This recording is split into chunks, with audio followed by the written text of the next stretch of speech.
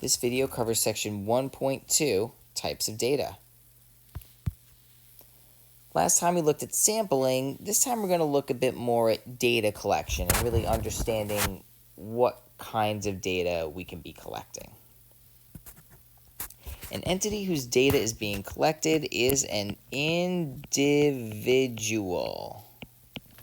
Usually an individual is a person, but not always. A characteristic of an individual that can be measured is a variable. The information collected by the variable is data.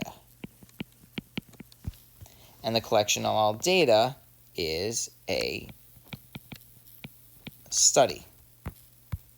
Right? So here's a data set. I took it from the book. Identify the individuals, the variables, and the data. Well, let's say that the individuals will be in yellow, the variables will be in green, and the data will be in blue. Okay? Pause the video and see what you can identify. Okay? So the individuals are these guys. And maybe I should include the number too. Number as well, right? Right, these guys, these guys, these guys. Them's your individuals. Okay? What about the variables? Well, that's these guys.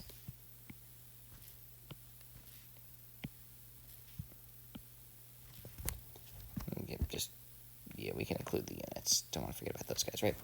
Those are the variables. And then what's the actual data? Well, that's all this stuff right here.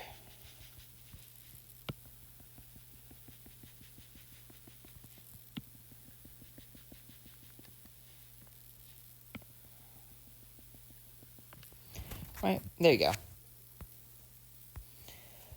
So what we're then going to look at is the different types of data that we have in each column, right? Because some data are words, some are numbers. How do we distinguish these? Well, qualitative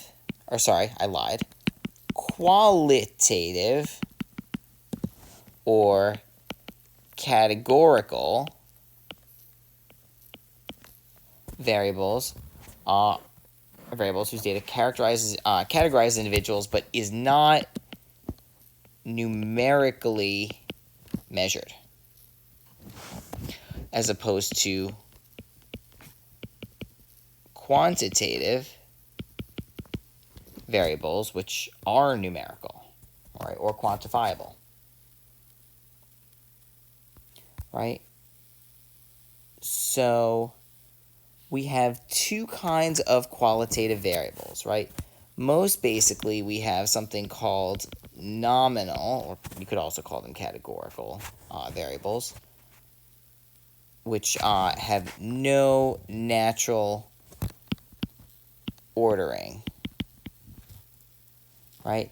Next, we do have something called ordinal variables, which do have a natural ordering. Both of them are qualitative, so neither differences, right, meaning subtraction, or ratios, right, multiplication or especially division, are meaningful. Right? So, for example, let's take a look at nominal or ordinal variables. Let's see what we can find here. So, looking at this,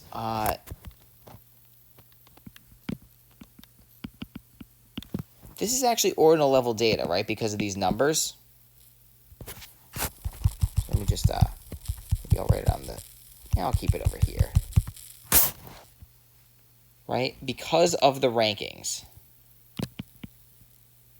I'll try it over here. Rank, right? Let's see, what else? Oh, this right here is nominal. And I think that's it. I think everything else is numerical. So one thing I just want to point out, an ordinal variable is not numerical. It's not quantitative. even though, yes, we're using numbers to rank the order, we could have used letters. So I'll just say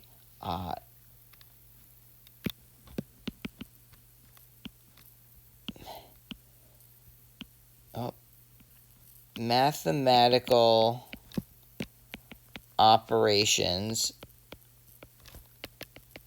like subtraction or division don't make sense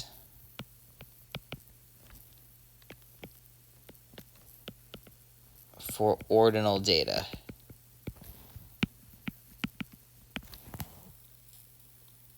So we don't consider them to be quantitative, right? There are also two subsets of quantitative variables. We have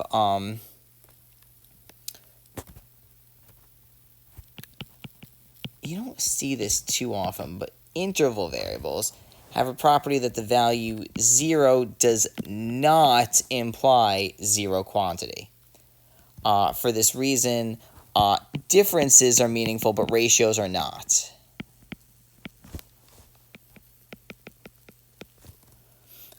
There are two examples I can think of interval level data or of interval variables. That's about it. I'll talk to those in a sec. Lastly, ratio variables have the property that 0 does imply zero quantity. So for this reason, both differences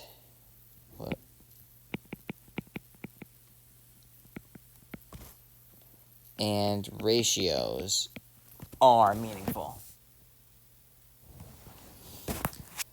So let's go back to example 1. Let's find interval and ratio level data, right? We'll use, I guess we'll use blue for this. So release year, if you think about it, that's actually interval.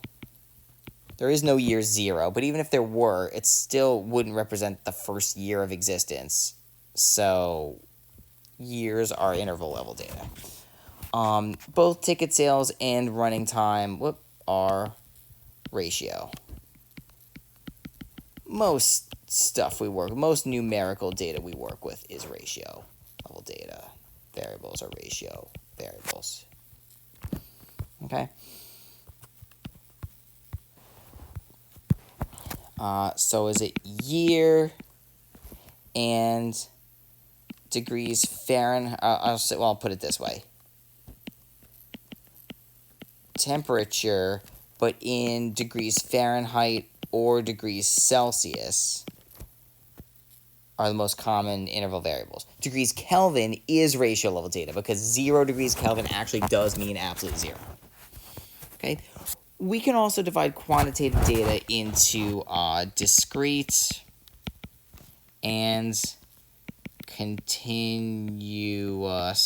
variables. A discrete variable has values that can be listed. There may be infinitely many values, perhaps, but they can still be listed. While a continuous variable may take on any value within an interval. Okay.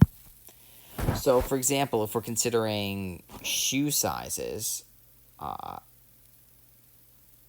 shoe sizes, for example, discrete or continuous?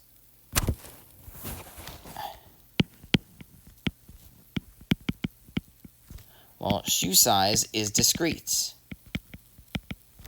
because you can list them.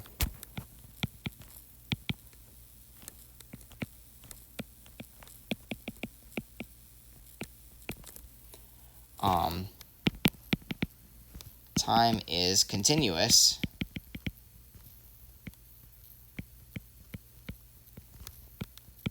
because it can take any value